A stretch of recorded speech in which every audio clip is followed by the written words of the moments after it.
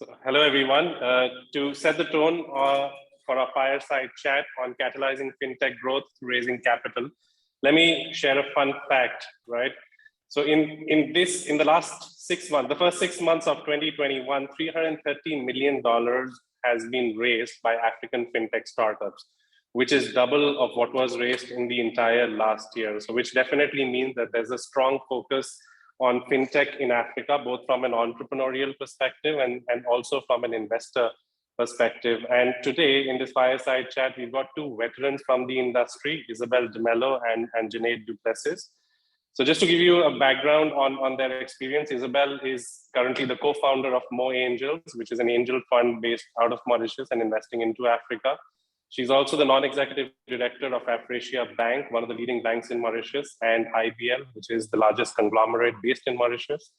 She's been a business angel investor and company director at Go Beyond, which was an angel network based out of Europe. She was the CEO of Janade Sports and CFO and VP HR at Private Air. So years of experience, which startups in Africa can capitalize from.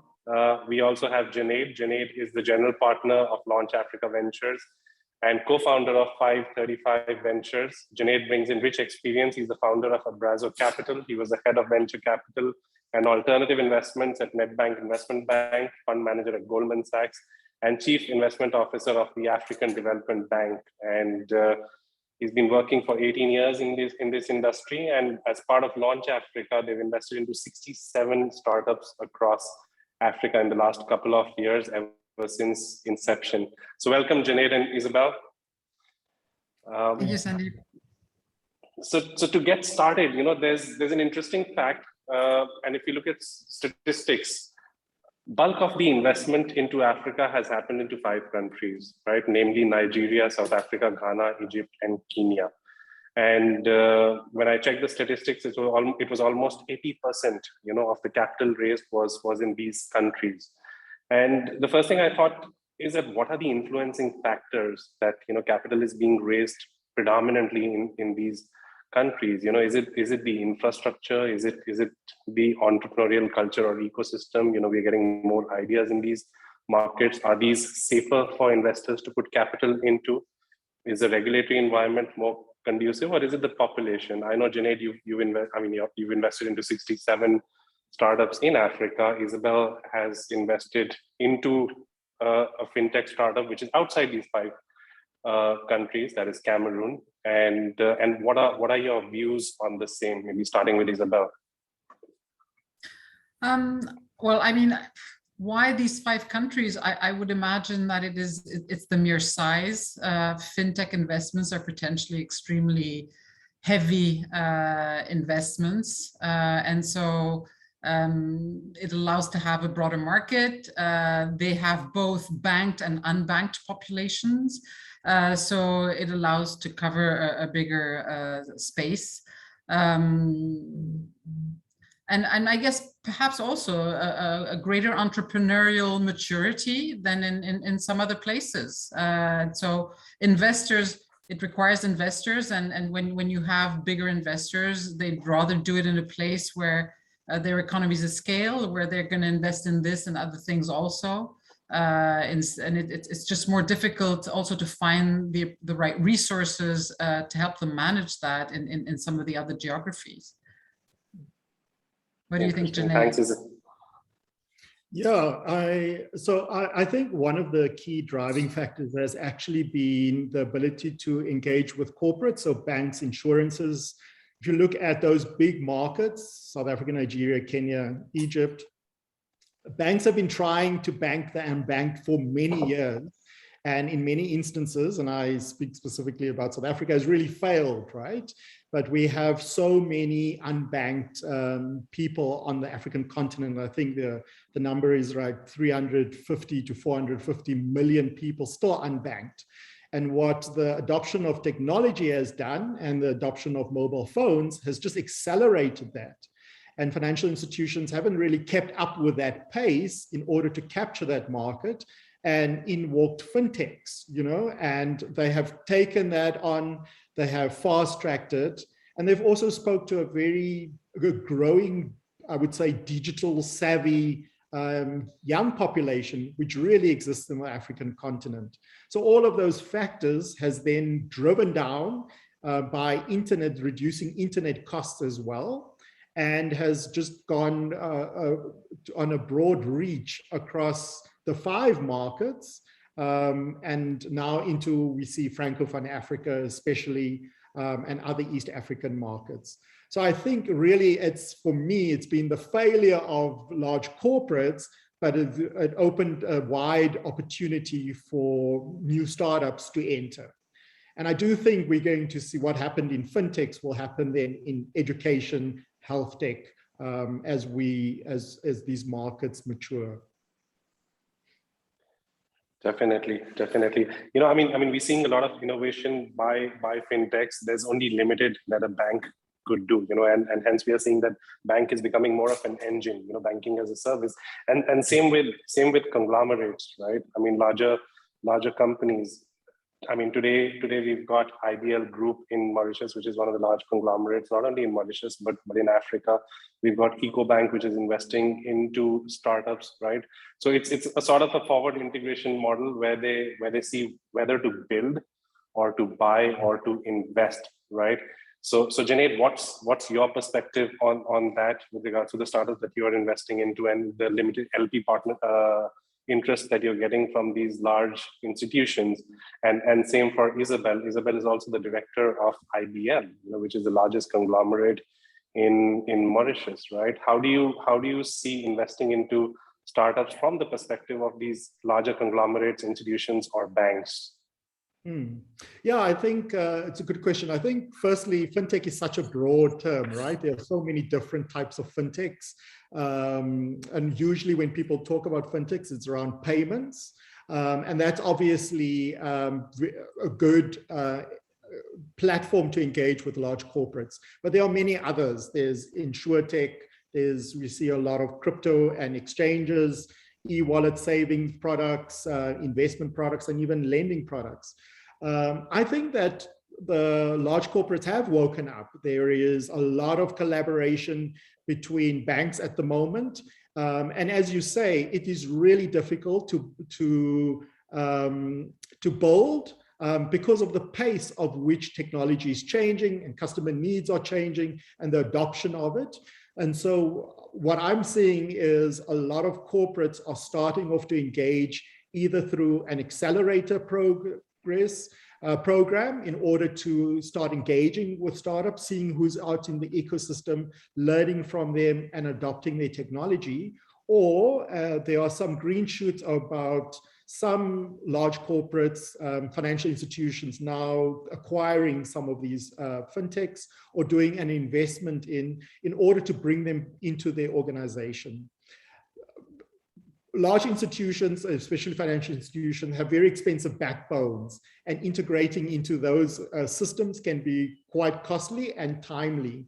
And having a fintech which is agile and ability to capture new markets, but outside of the ecosystem, seems to be the model that is currently working. And from an investor perspective, the model that we prefer in order to allow the startup to grow, to scale into other markets, and at some point be able to be acquired by either the financial institution or by a large international investor.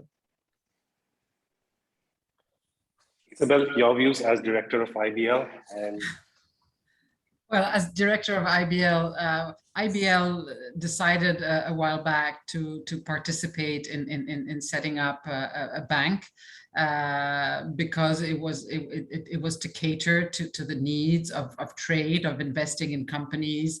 It is a group that is growing and that is going to grow beyond Mauritius. So Afrasia Bank was also a bank that was catering to high net worth individuals, had a corporate banking activity and credit and so on.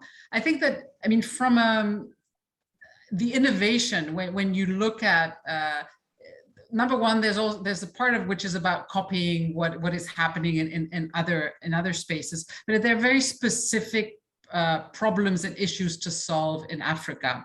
And so one of them has been the unbanked. I mean, we were talking about this company in Cameroon.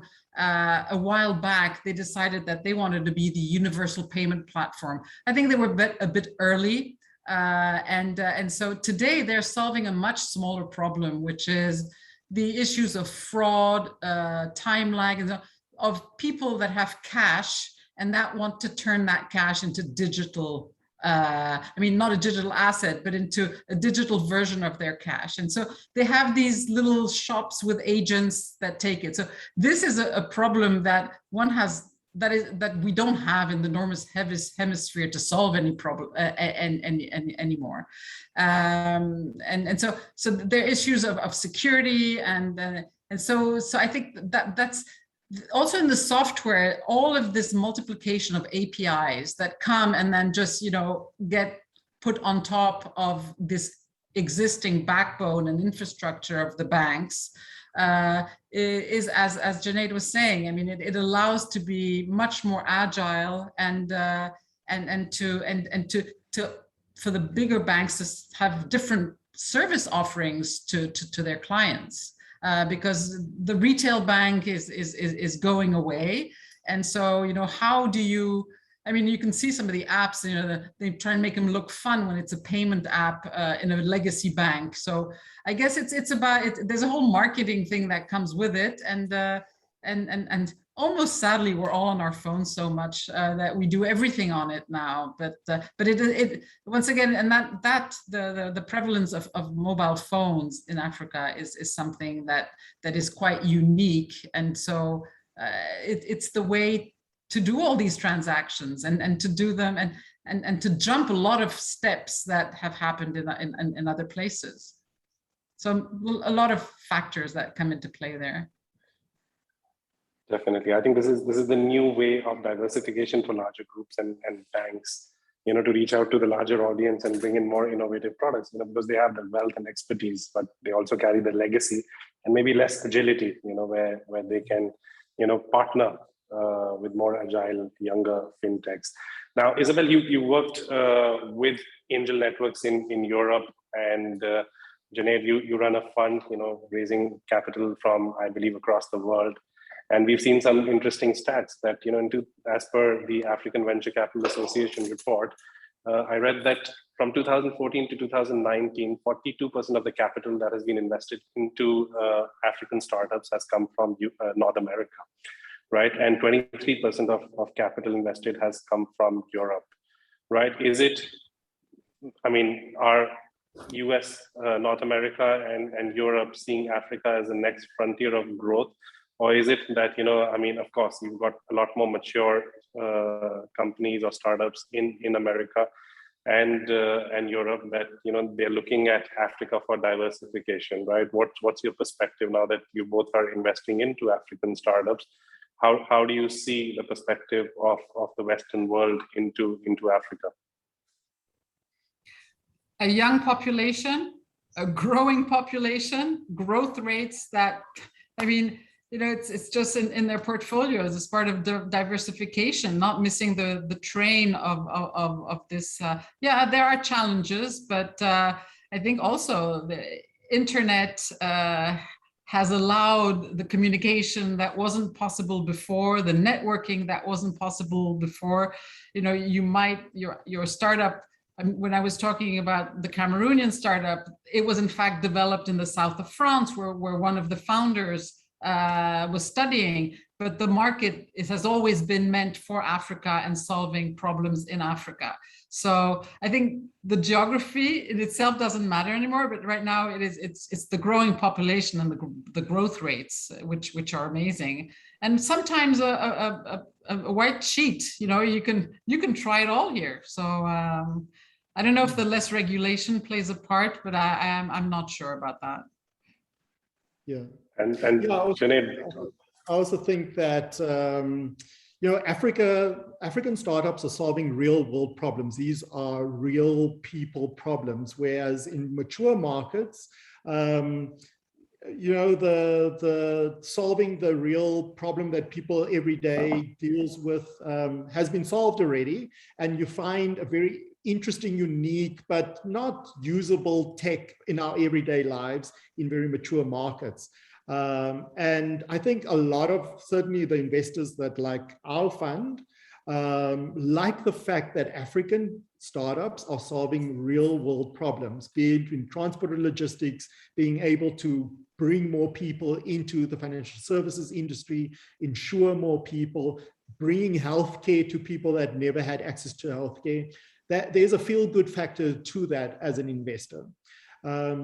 Secondly, I think that what Nigerian fintechs has done has actually also broadened that door, in that a lot of majority of Nigerian startups have registered, incorporated their business into the US, and has brought comfort into having a US incorporated company attracting US capital, and has opened that dialogue about what is actually happening on the African continent. To a lesser extent, in Kenya, it's more inward focused, and in South Africa, it's been completely inward focused, and it's been very difficult for foreign investors to come into the country. So I think that regulation has been an opportunity and a deterrent in terms of how investors see the continent and where their capital flows.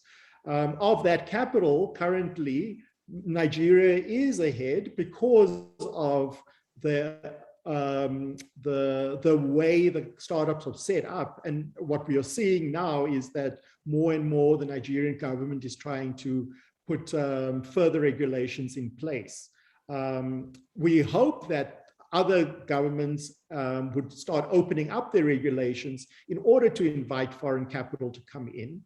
And if you look at, obviously, Mauritius, Tunisia has now adopted a Startup Act, and hopefully the green shoots around a Startup Act, which is more friendly for startups, but also for investors bringing in capital, we'll see in the next couple of years in more African countries.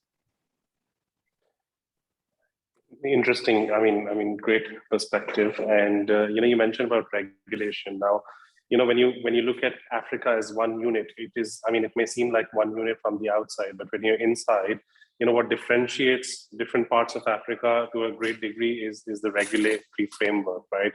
There's lack of standardization from a regulatory perspective. We have to understand and appreciate the fact that it's 50 plus different countries, and each has a different regulator working completely differently and emulating different models of regulation from different parts of the world. And something that we've experienced in Mauritius, right? Mauritius set up a sandbox license for innovators to come in and experiment different aspects of fintech from a unique and agile perspective. And we saw the result of it. We had the peer-to-peer lending license that was released by the regulator, and today we've got regulated entities coming up in that space of peer-to-peer lending. I think this is a good example where the entrepreneurial community has influenced regulation, right? And sandboxes are a great way to achieve, sort of innovative regulatory regime. Now, can we say that for the rest of Africa? I know Nigeria, has been in Nigeria, we've been seeing some regulatory hurdles from a startup perspective. But can we see that this is the approach adopted by regulators in different parts of Africa, where they're looking at entrepreneurs to also be the guiding light for them to evolve the regulatory landscape in the respective country? So Isabelle, Janade, whoever wants to take it first. I'll let Janade on that one. He invests in more diverse countries than I do in this continent at this time. Yeah, so I'm hopeful. I hear more and more on a daily basis. There are conversations opening up. I'm based in South Africa. South Africa had the 12J, in my view, that failed miserably, but now there are broader conversations. One positive that I think is happening is governments are aware. The more we have success stories, the more that we have celebrate these 6 unicorns that we have this year, there's better awareness about what startups can do for a country and also for governments in those countries. And so awareness is important. Another positive that I'm aware of is there's more engagement between governments, associations, and the startup community. I think the startup community must now come to the party as well and engage more, put their ideas forward in order to have much broader conversation. Because often government officials, people making these regulatory decisions aren't aware, or they haven't engaged with the ecosystem. So it's also our responsibility to do that. I certainly am on a working committee with the South African department, and we are looking at what does the Startup Act actually mean within the South African ecosystem. And I am seeing more and more of those conversations happening in Nigeria, in Kenya, in the big markets, and certainly in Francophone Africa as well. Then I also think that the DFIs are doing some work in this, communicating with regulators. There's certainly a hot topic at the moment is how does regulators deal with crypto exchanges, and hopefully that also broadens up the conversations. So those are all positive, and I'm very positive. I'm very deeply invested in it, so I have to be positive. The negatives are putting in regulation without consulting, without understanding, and understanding what it can do for startups, but also for people in that country. But the bottom line is Africa's growth is going to come from startups. It's a quote that everybody always uses, but now is the time to act, right? And so we have to create a platform to allow startups to thrive and to grow sustainable businesses. And therefore regulation has to follow.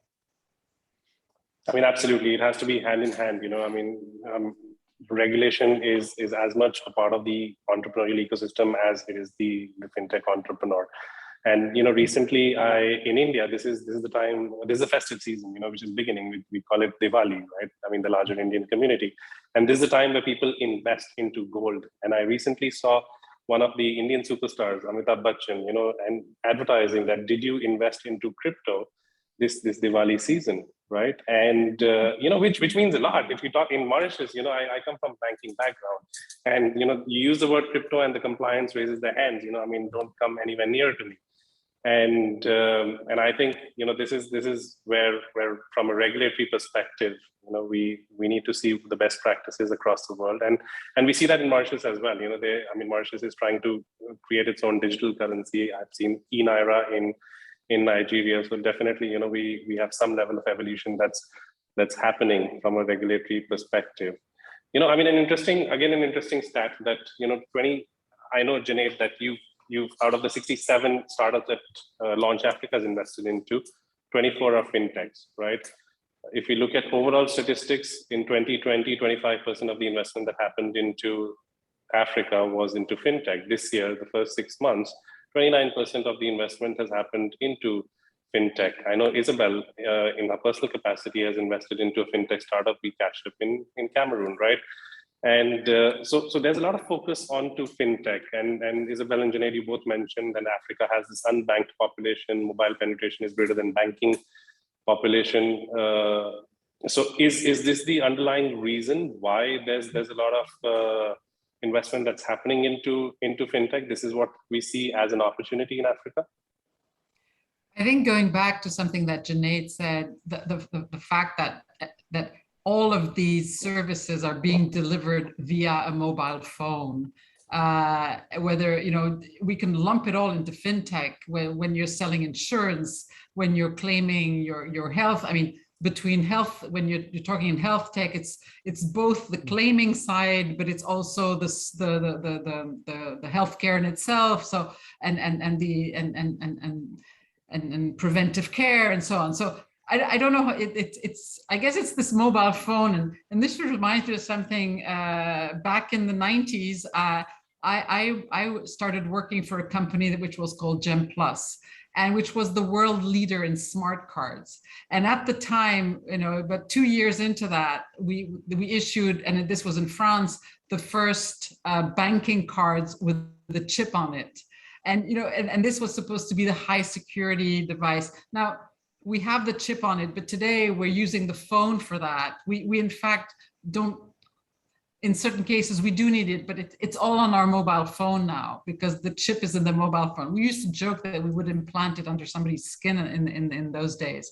But so I think this mobile phone is the key element.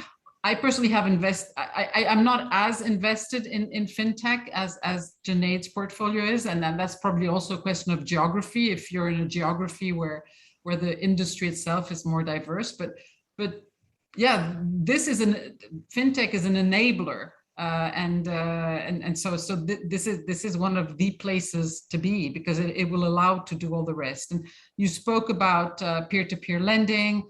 So you were referring to FunKiss and FinClub. So these two, yes, they were at the forefront of establishing the license for that. So they worked with the regulator to help define it. And another company, she's a South African founder, and she's working on a digital identity. And that's also a place where, yes, everybody knows that you want to be able to have a digital identity, but the technology and working on the ideas and how the industry needs to adapt it is going to come from entrepreneurs that are going to be developing these products.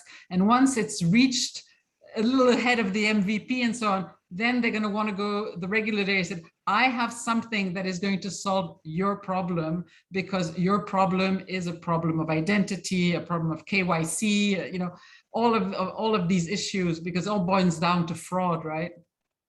Yeah. In the end. Definitely. Yeah, I think that's a very good point that Isabelle raised, is that, and certainly in my opinion, we now in the second generation of fintechs. We've seen a lot of very successful fintechs on the continent. And the new generation are building on the right rails. So they've learned the lessons of the first generation, which is great. And we can now see startups in outside of the big 5 countries. So we've invested in Jalila in Cote d'Ivoire, for example, Kaun in Tunisia, we've Kunda in Tanzania, so and Calpay in Senegal, for example. So as a frontier fund, we are looking at those markets that are not in the big one, the big 5, and how they capture those markets. And to Isabelle's earlier point is, you know, fintech is actually based on human behavior. It's the exchange of value, right? It's based on services. So a lot of the health tech, the ed techs, you know, the transport and logistics that we have invested in are either thinking about what type of fintech components can I build into my business. And as a fund, one of our big advantages is portfolio linkages, being able to bring various companies together, and particularly a company that needs a fintech component to their business. And so that's how we encourage our portfolios to work amongst each other in order to help them scale. And so certainly there is an opportunity for more fintechs in the market. I think there is still some space. What we will see going forward is obviously an increase in valuations, because as the market around fintech matures, so does valuations in that sector as well. I think we're done. Thank you. Thanks, Janade. Thanks, Isabelle. Thank you. Thank you, Sandeep. Thank you, Isabelle.